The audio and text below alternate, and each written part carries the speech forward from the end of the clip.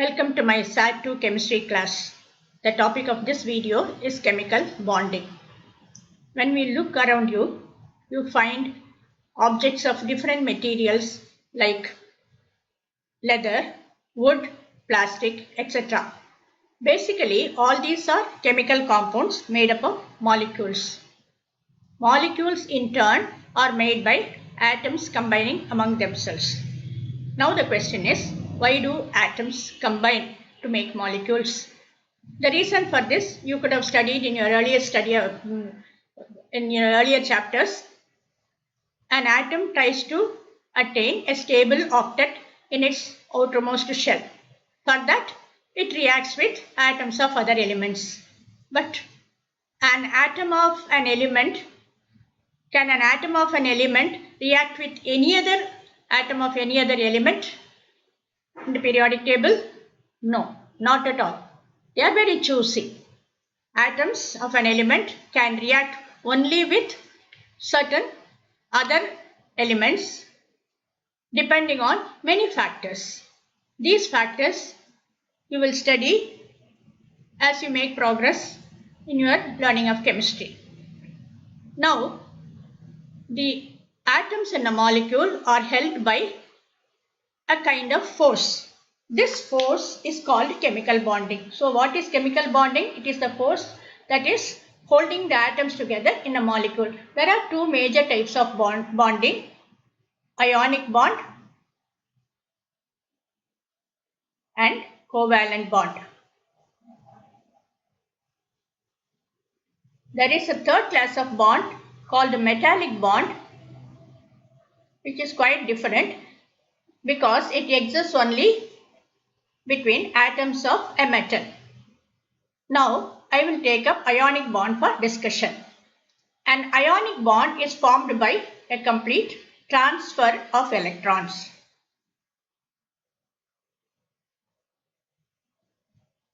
You know, elements of group 1A,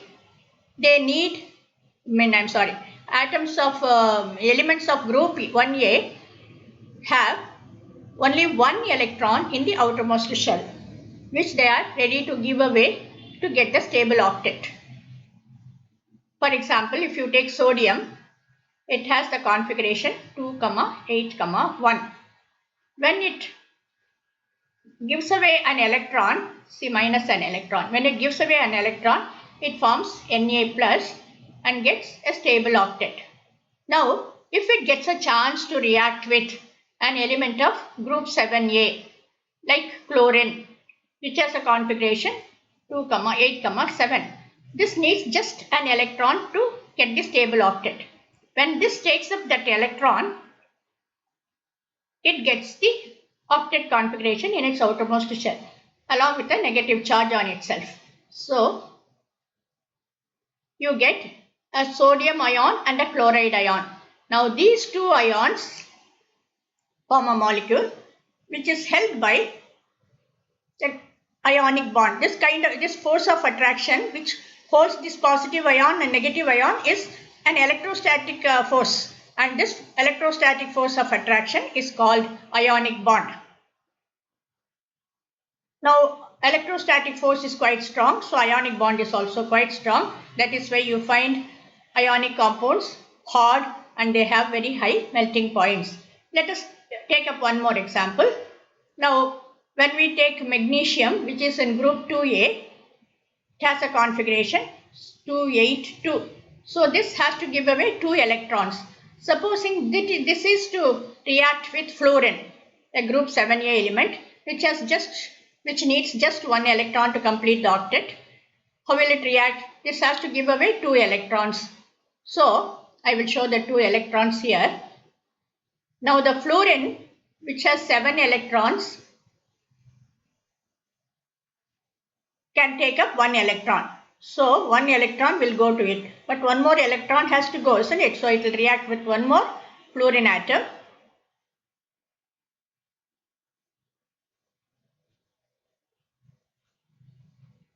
So, you get a compound formed by Mg2 plus, because now when it loses 2 electrons, it becomes Mg2 plus and 2 fluoride ions are formed. I will show it like this. Two fluoride ions are formed. But when you write the compound, you will write it only as Mg and F2, MgF2. You will not show the charges because once a molecule is formed, it is neutral. The transfer has taken place, so there is no excess electron anywhere. It has moved from one atom and it has occupied the orbital of the other atom. So this is a neutral compound. So it is a neutral molecule. So it is MgF2. How do you call it? Magnesium fluoride. This is sodium chloride. We first name the cation, positive ion, and then the negative ion. We call it sodium chloride. Magnesium fluoride. You don't have to say difluoride. You don't mention any number. You simply call them as call it as magnesium fluoride. Now, if you consider the compound between calcium and oxygen, calcium has the configuration 2882. It is in 2A group. It has 2 electrons. Oxygen has the configuration 26, needs 2 electrons. So this is simple, isn't it? So the 2 electrons that the oxygen needs are taken from the calcium. The 2 electrons are shifting over this. And then you get calcium oxide. A molecule is formed between calcium and oxygen. How will you represent it? Actually, it is Ca2 plus and O2 minus ions that form the molecule. But once the molecule is formed, you will write it as CaO and call it calcium oxide. Now, if this oxygen has to react with sodium, oxygen needs 2 electrons, isn't it? It has only 6 electrons. For the 2 electrons that it needs, it may take it up from 2 sodium atoms. It will take from 2 sodium atoms. So the electrons from these sodium atoms will be transferred to this oxygen. So you get Na plus, and this is 2 twice. There are 2 sodium ions and 1 oxide ion. How will you write the compound? Na2O, and you don't call it disodium or anything. You simply call it sodium oxide. I suppose it is clear to you. This is how an ionic bond is formed by complete transfer of electrons. Now this ionic bond is associated with a certain amount of energy. This is called bond energy. This bond energy is released when a bond is formed, and it is required, this bond energy is to be supplied to break a bond. This bond energy E is given by a formula. E is equal to K into Q1, Q2 divided by R. K is a constant. Q1, Q2 are the charges on the ions, and R is the distance between them. Here you have to learn another term called lattice energy. This sodium chloride molecule does not exist as a single molecule.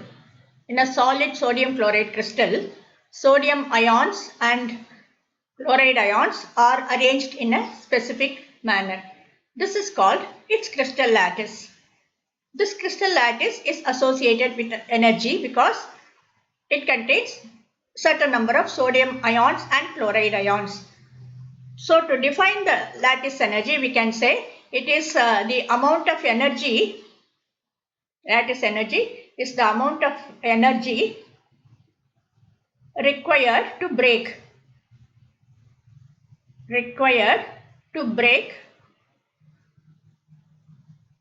1 mole of solid into its separate ions.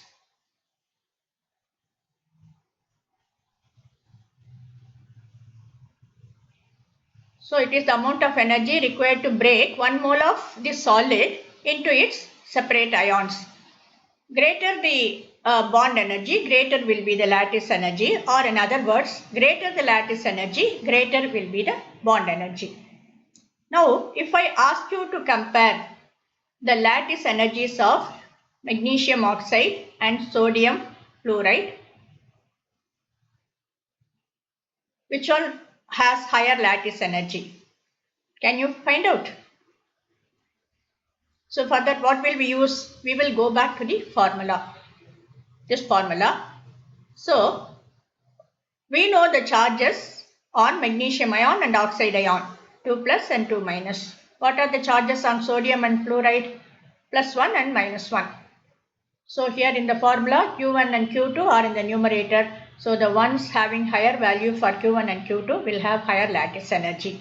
So magnesium oxide will have higher lattice energy than sodium fluoride. Let me give you one more set. Sodium fluoride and sodium bromide. In this set, you know all the ions have one charge is plus 1, minus 1, plus 1, minus 1. So the charges are the same, numerator no change. But there is one difference. What is it? The difference between the sizes of fluoride ion and bromide ion. Sodium being common, we have to compare only the sizes of fluoride ion and bromide ion. Which is larger here? You know, in periodic trends and properties, you learnt that as we go down in a group, the size of the atom increases. So bromine is a bigger atom than fluorine. Bromine occurs below fluorine in the group. So bromine atom is bigger than fluorine. So the distance between the two ions will be greater here than in this case. So the denominator being higher, this will have lower value. Sodium fluoride will have larger lattice energy than sodium bromide. So far, I was explaining to you the ionic compounds formed by transfer of electrons from group 1A and 2A elements to group 6A and 7A elements. These compounds formed are typically ionic, and these two sets of groups among themselves form only ionic compounds without exception.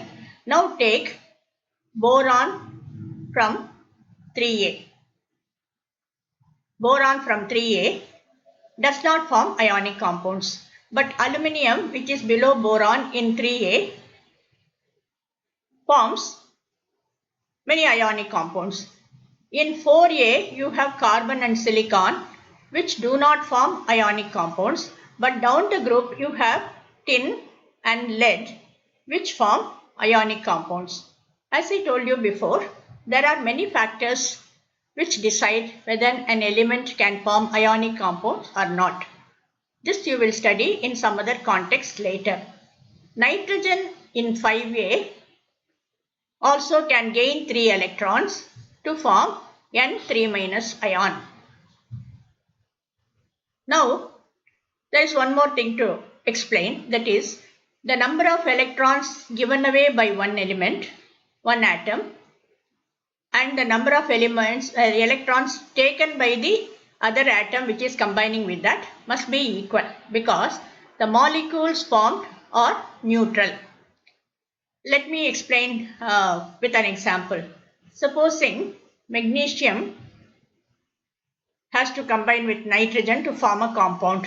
Let us see how we should arrive at the formula of the compound. Magnesium and nitrogen, they react among themselves. Magnesium loses 2 electrons to form Mg2+. Nitrogen has to gain 3 electrons to form N3 minus. Okay. So how to write the formula? This we say as magnesium has a positive valency of 2. So now you learn the term valency. Magnesium has a positive valency of 2. Nitrogen has a negative valency of 3. And when we write the formula, we will write it this way. We will write Mg and we will put the valencies across. So Mg3, here you don't put the charge, only the number has to come. Mg3N2. The 2 has to come here. Mg3N2. See the magnesium atom which gives away 2 electrons. So for 3 magnesium atoms, the total number of electrons given away are 6, and each nitrogen atom takes 3 electrons. So the 2 nitrogen atoms take 6 electrons. So totally the number of electrons given is equal to the number of electrons taken. The molecule is neutral. So this is an easy way of arriving at the formula. writing the valencies, putting them across and arriving at the formula. We call this compound magnesium nitrate. Let me give you one more example. Let me take a compound that is formed between aluminium and oxygen. Aluminium, you know, being in 3A, it has a valency of 3 plus, and oxygen in 6A has a valency of 2 minus. Now follow what I told you. You have to write the valencies across without the charge. So the formula will be Al2O3. So for two aluminium atoms, the number of electrons given away are 2 into 3, 6. And for 3 oxygen atoms, the number of electrons taken are 3 into 2, 6. So the molecule is neutral. I suppose it is clear to you. Aluminium oxide has the formula Al2O3. Right. Now I am going to explain to you some polyatomic ions. Polyatomic ions are those which have more than 2 atoms carrying a net charge. For example, OH is called hydroxide ion. It has a charge of -1. OH minus, so it has a charge of -1. Carbonate, CO3, having 1 carbon atom and 3 oxygen atoms, it has a charge of 2 minus. Hydrogen carbonate, which is the ion you find in baking soda, this has a charge of -1, hydrogen carbonate. Now sulfate is SO4 with a net charge of 2 minus. Nitrate has 1 nitrogen atom, 3 oxygen atoms, has a net charge of -1. Simply minus. And then phosphate is PO4 with a net charge of 3 minus. All these are negatively charged ions, polyatomic ions carrying negative charges. I will give you now one polyatomic ion carrying a positive charge. This is called ammonium ion, having 1 nitrogen atom and 4 hydrogen atoms. This is a typical example of a polyatomic ion carrying a positive charge. Now these ions also can combine with metallic ions, positive ions to form compounds. Like this OH minus ion can combine with Na plus. So you get the caustic soda, which is sodium hydroxide. Sodium hydroxide. Once you write the formula, you don't show the charges because totally the molecule is neutral. And the charges have to balance as we just now saw. But carbonate, if this carbonate ion with the 2 minus charge is to combine with sodium, you know sodium has 1, positive 1. So how do we write the formula? Put them across. Na2CO3 1. 1 you don't show. You don't have to show 1. Simply leave that. So it is Na2CO3. You can put it within bracket or no need of that also. It is Na2CO3 sodium carbonate. Let me take another example. Potassium sulfate. Potassium K with positive 1. Sulfate, you know, it has dinegative charge. So the formula will be K2 SO4 with 1. So you don't write 1 there. Just leave it at that. This is potassium sulfate. Just one more example. Sodium phosphate.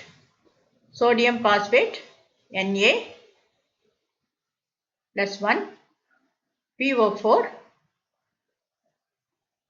3 minus. So it will be Na3 PO4 sodium phosphate. Aluminium phosphate will be Al3 plus and PO4 3 minus. Okay, so when you put it across, it will be Al3 PO4 thrice. When both numbers are same, you don't have to mention it. Simply you write the formula as AlPO4.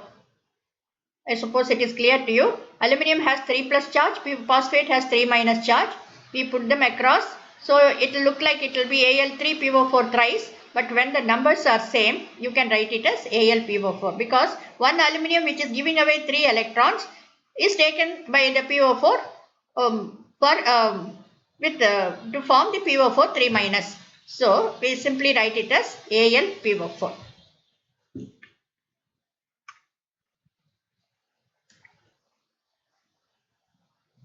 I will give you the name of two compounds.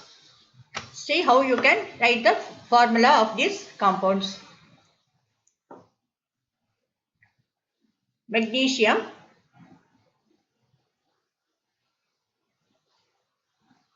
hydrogen carbonate.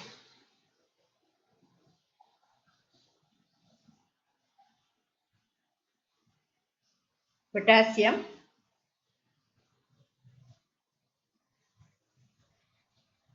sulfate. Keep in mind what I taught you. Magnesium, has a valency of 2. Has 2 plus charge. Hydrogen carbonate, I told you the formula is HCO3 with a charge of -1. So magnesium hydrogen carbonate, putting the charges down. This is just one more practice for you. You already learnt it. Mg for 1 don't write anything. And for hydrogen carbonate it will be 2. So the formula will be MgHCO3 twice. Potassium sulfate. Potassium, you try yourself and then listen to this.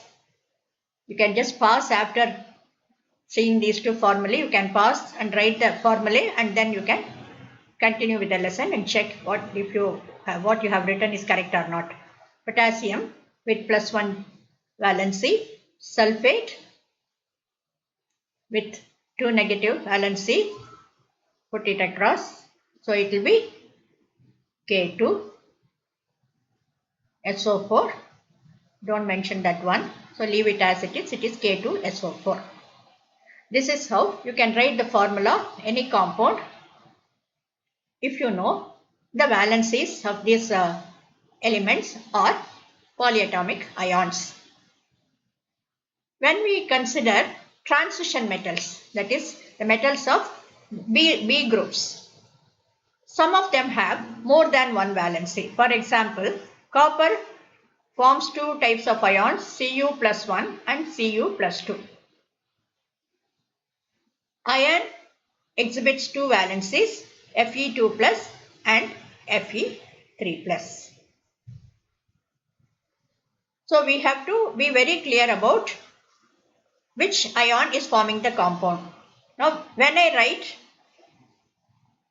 a formula like this, CuOH twice, what do you understand from that? You have to derive the valency of copper from this formula. Now OH is 2. This 2 comes from the valency of copper, isn't it? OH is -1, so you don't have anything here. This 2 belongs to the copper ion. So you can say it is copper 2. So you have to write it in Roman letter, copper 2 hydroxide. That is the difference here. You have to write the name showing the valency with Roman letters.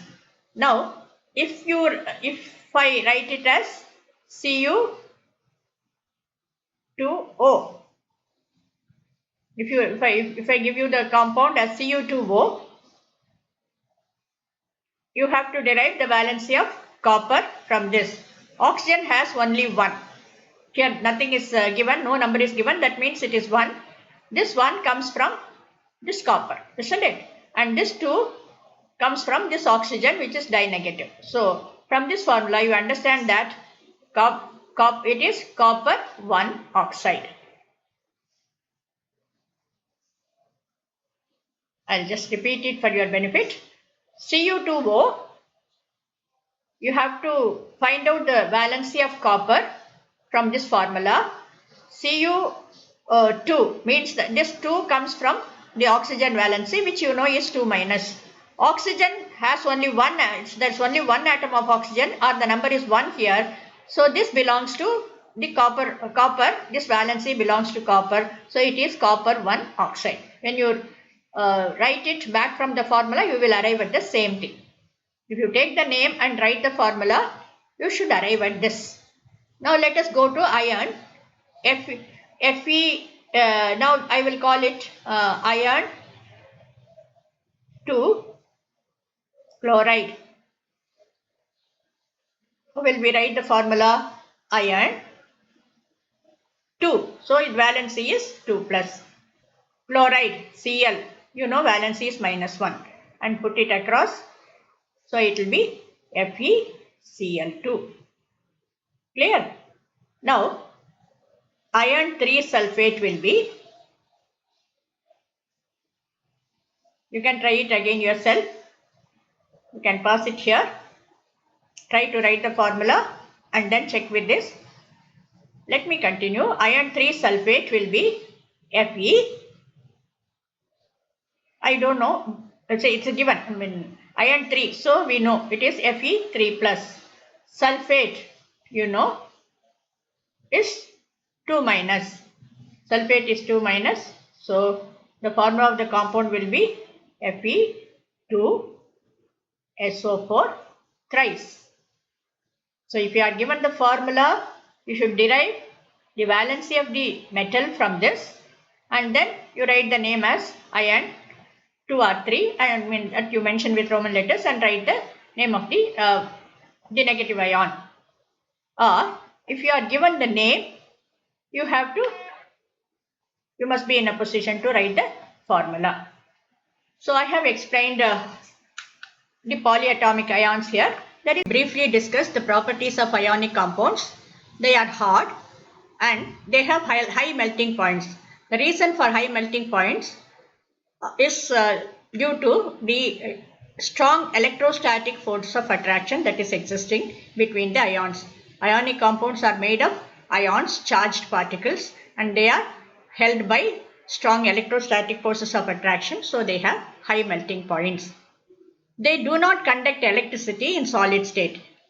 If you take sodium chloride powder, crystals or powder in a container and dip 2 electrodes and connect the electrodes to battery and a bulb, if you pass current, the bulb will not glow. That shows that the solid sodium chloride does not conduct electricity, though it consists of charged particles. Normally where there is charge, it will conduct electricity, but though the ionic compounds contain charged particles, in solid state they do not conduct electricity, because in solid state the ions are not free to move. To conduct electricity, two conditions: it should have charged particles and the charged particles must be free to move. But they conduct in molten or aqueous state. What is molten? If you take a solid ionic compound and heat it, the solid melts. It acquires a liquid form, and in that liquid form or molten form, it can conduct, because now the charged particles are free to move. Similarly, if you dissolve sodium chloride or any other ionic compound in water, that is an aqueous solution, in that condition also the ions are free to move. So the ionic compound in aqueous state also will conduct electricity. So now we have discussed all the aspects that you have to know about ionic compounds, which is one type of chemical bonding.